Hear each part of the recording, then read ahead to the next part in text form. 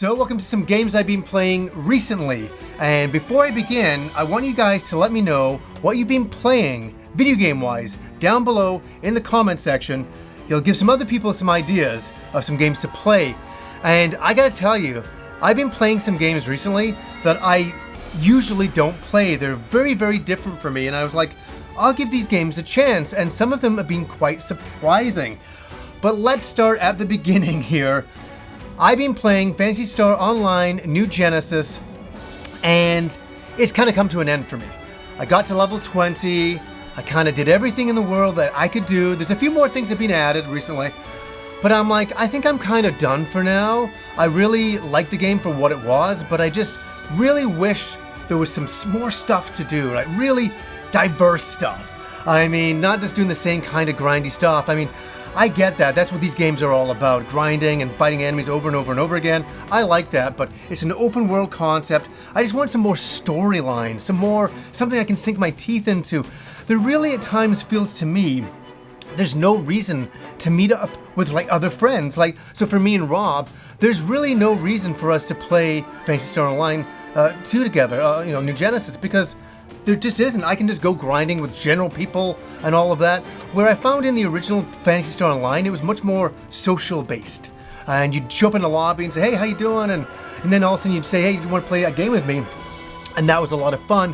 Where I find in this game, it's kind of more of a solo style of game. And as I say, Rob's been playing it and we've been talking on the phone saying, there's really no point to starting a game together. It's really not that much fun. It's just, you just kind of go back and forth.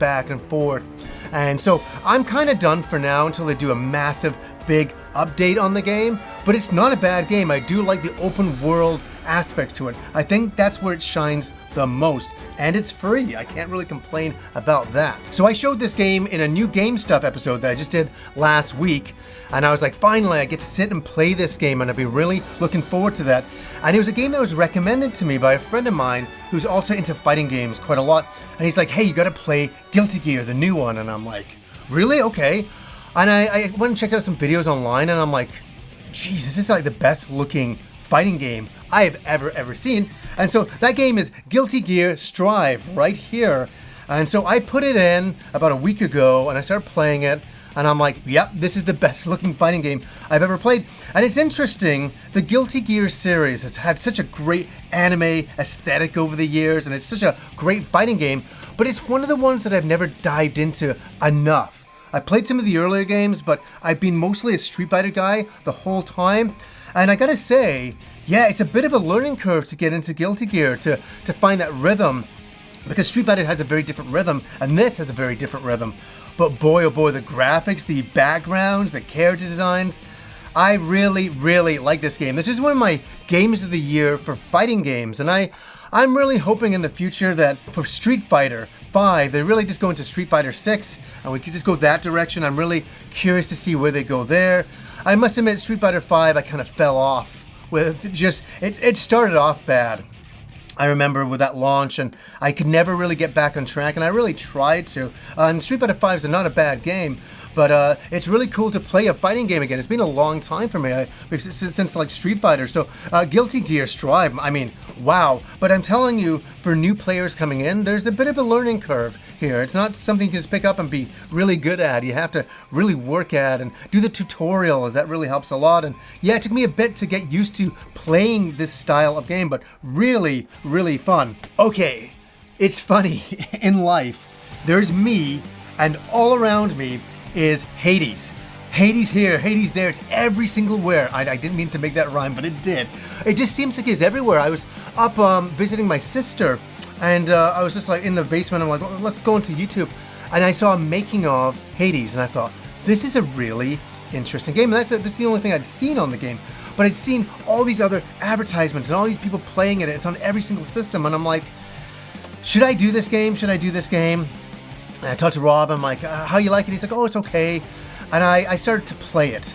And I played it. I bought the PS5 version, and it was on Game Pass. I'm like, okay, I'll play it on Game Pass. It's kind of readily available there. And I started to play the game. And the one thing that I want to say about the game, oh my god, it's got the best character designs I've seen in a game in a very long time. And I've been really getting back into art, and to see these designs, I'm like, it's so beautiful and so cell painted and really captures the Greek gods and then some, but has this great kind of like, I wouldn't even say it's kind of like an anime aesthetic, but it's kind of got a Western feel to it as well. And I really applaud the artist here. I think it's inspired me. I mean, I was looking at those designs as I was playing the game, and I'm like, I want to go and draw and do some coloring. It kind of got me into that zone. But then I started playing the game, and it's a roguelike game where you start at the beginning and you go through the game, and it's randomly generated at times, and yeah, and then you die and you start right back at the beginning. I gotta say though, I love it, and I found it very, very addicting. And this is not the style of game that I play. I don't like, for the most part, roguelike games. I try to stay away from them. I like the idea of them, but I don't really play them.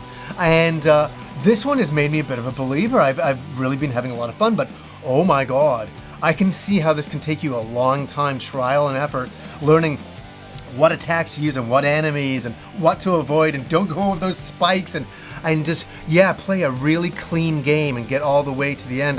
I'm really curious. I know I'll probably burn out before I get to the end, but it's fun to try, and I see why Hades has gotten a lot of hype. I mean, it's been all around me, as I say, and I'm like, yeah, I can't stay away from this. I have to jump in, and I'm really glad that I did. Next up, this is another game that I would have never played if it wasn't on Game Pass. I would have passed it up because sometimes in my life I make decisions and about video games, a rash decision saying, no, that style of game is not for me, and I never play it. Usually on the show, I only talk about games that I like, that's the way it goes. But all the other games that I don't talk about are the things that I don't like. So think about that, quantify that for a second. And it's not that I don't like them, but I just don't have time for everything. So I try to just play the games I'm into. I would never have done this game because the original Psychonauts has a cult following, and I knew that, but I really didn't know much about the game. I'm like, oh, it's a cutesy style of game, and okay, that's all I knew. That's all I knew, and I knew it was very popular, and it was never getting a sequel. I remember that, and then all of a sudden, there's a sequel, and I'm like, okay, I'll play this game. And I gotta say, there's quite a lot of story elements, and I just sometimes want to cut into the gameplay elements. It's got that Ratchet and Clank feeling where you just want to play the game, but there's all this storyline stuff, and the storyline stuff is really cool as well. And you're like, okay, yeah, I like the story, but I would rather be playing the game a little bit more. But getting past all of that into the gameplay, it's absolutely so imaginative and so well done. And people are saying this is a game of the year. I can see that. I need to play a little bit more to make that thought. But what I played so far is like, wow, they've really put a lot of time and thought into the platforming, into the level design, into the imagination. And there's a lot of imagination going on here. And I was like, I'm having a great amount of fun playing this. And it was a really fun experience. And I was like, wow, this is, again, not a game that I would ever play. Now, I'm not here as an advocate for Game Pass, but I subscribe to it. And the funny thing is I play a lot of games I would never have played. Because usually I just go and buy the games, and yes, you're paying for the subscription for Game Pass, but there's so many games thrown in there that I'm like, sometimes I go through and I'm like, I'll try this out. And it's a bit of a surprise, like Psychonauts and Hades for myself. Very fun. I mean, that was some really good stuff, playing that game and the character designs, and yeah, really imaginative stuff. So love that. That was really a lot of fun. And something else I want to share, I've been having a great amount of fun lately with one of my favorite Dragon Quest characters, Torneko, also known as Taloon. He first showed up in Dragon Quest IV. He's a merchant trying to make his way in the world to support his family, and I've always really enjoyed the character. And lately I've been thinking about his Mysterious Dungeon series, which came out on the Super Famicom, and there was also one brought out over here. It's called Torneko, The Last Hope. And I was like, I want to see the opening of this game. So what I did was I put it into the FrameMeister and upscaled it.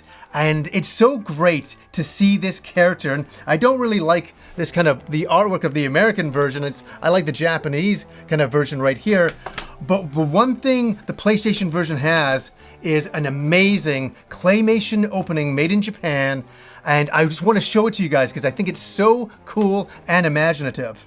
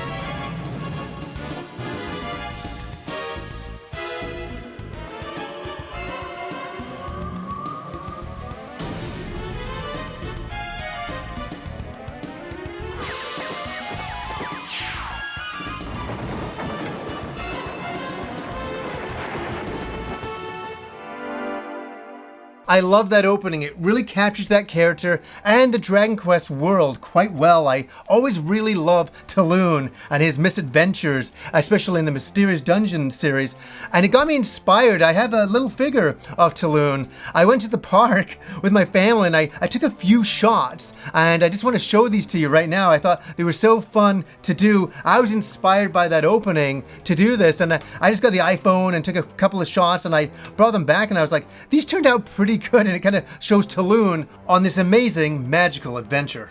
Now we get to this section, and this section is kind of the section that it frustrates me. Do you understand? It frustrates me. I don't come in to try to be a hater on a game or anything like that. And especially a game I aspire to like, and I just can't get with the program. And I've tried so much, and I'm gonna keep trying. I'm not giving up yet. Now, I originally bought this game. I talked about it in my last games I've been playing. I originally bought this game on the Wii, and that is Skyward Sword. It's the only mainline Zelda that I haven't finished. And back in the day, I kind of got annoyed with the controls, and I just got frustrated with it. I was just like, this is not kind of what I want. I just want to use the controller and play it. And then I pick up Skyward Sword for the Nintendo Switch, remaster, and I'm reinvigorated about it. I'm like, great! And oh wow, I can use the Joy-Cons, or I can use the Pro Controller. Awesome. I've been getting into it, and I've got to say, I just can't get with the program. I don't know what it is. I just wish it was more of a traditional Zelda game. And I talked to some friends and they really like the game. And I've talked to some other people who really don't like the game. I'm somewhere in between. I'm really trying to like the game, and the controls just don't do it for me. I hate having to flick the sticks to do a slash. I'm like, can I just press the button? I mean, it seems so redundant. I get, the Wiimote Plus and all that. It was a novelty back in the day, and it was kind of interesting. And I've got to keep going because there's so many elements in Skyward Sword that I like. I like the sky world, and I like all of that kinds of stuff, and flying around, and I even like when you get to the ground. I like a lot of it. I like the look of it. I like the overall aesthetics. The graphics are very nice and cartoony and great. I like that, and I even like the music. I mean, I started playing it, and I'm just like, I just can't get with it. What do you guys think of Skyward Sword? I mean, it's such a strange game for me, and I tried, it's not like almost like 10 years later, to try to get back into it again with a brand new revised version, and I'm still finding myself a little bit frustrated with it. I don't know. I'm not giving up though. I promise you that. I'm going to keep on going at it this week. That is for sure. So guys, have you played any of these games, and what do you think about them? And what are some other games that you've been playing? Let me know down below. So anyways guys, until next time.